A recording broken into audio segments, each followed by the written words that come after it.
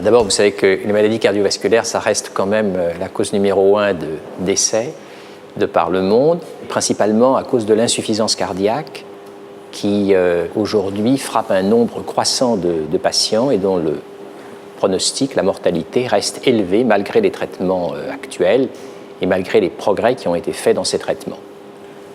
Juste pour situer les choses, lorsque l'insuffisance cardiaque est sévère, la mortalité à 5 ans est supérieure à celle de la plupart des cancers. Alors, la thérapie cellulaire, si vous voulez, comme son nom l'indique, ça consiste à essayer de soigner avec des cellules. L'idée étant, pour le résumer d'une manière simple, une zone de cœur est morte parce que l'artère qui irriguait cette zone à un moment donné s'est bouchée. Donc une zone de cœur est morte, il n'y a plus de cellules qui se contractent. On va essayer de, et je mets des guillemets, régénérer ne serait-ce que partiellement cette zone en y apportant des cellules nouvelles capables de redonner une certaine fonction à la partie qui a été endommagée. Récemment, s'est développé un courant important qui consiste à utiliser les cellules souches embryonnaires parce que les cellules souches embryonnaires, lorsqu'on les prend à un stade très précoce, c'est-à-dire 4 jours à peu près après la fécondation, ces cellules souches embryonnaires peuvent donner naissance, en fonction du traitement auquel on les soumet, à toutes les cellules de l'organisme. Ça peut être des cellules de foie, des cellules de rein, des cellules de cerveau et des cellules de cœur.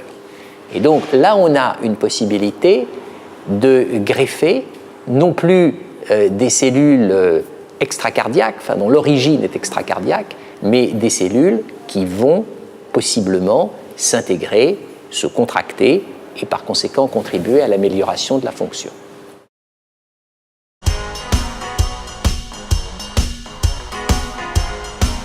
C'est très important que la région, effectivement, soutienne la recherche cardiovasculaire. Et là, le Cordim arrive exactement pour combler ce manque qu'il y avait clairement en Île-de-France, pour apporter des moyens à la recherche de haut niveau dans la région. La mort subite, c'est un problème important de santé publique. C'est à peu près 10% de la mortalité totale. Et jusqu'à présent, en fait, la plupart des personnes qui font une mort subite, ils n'atteignent jamais l'hôpital vivant. Le centre d'expertise mort subite, en fait, il a pour but de faire travailler tous les experts qui peuvent être touchés par la mort subite et de les faire travailler ensemble, que chacun mélange les informations, les pompiers, le SAMU, les médecins, les épidémiologistes, les psychologues, etc. Là, actuellement, si vous voulez, la survie de la mort subite, c'est à peu près entre 3 et 5%.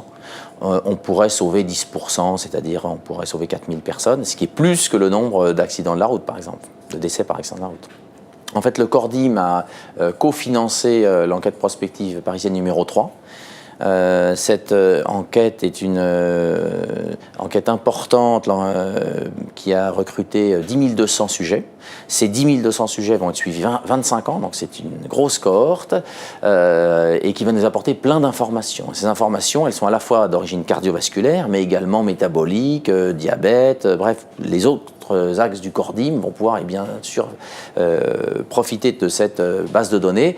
Ça va être la grosse enquête cardiovasculaire française pour les années à venir. Il est évident que les maladies cardiovasculaires sont étroitement liées à des problèmes métaboliques, à des problèmes rénaux. On est dans un secteur qui englobe beaucoup d'autres secteurs.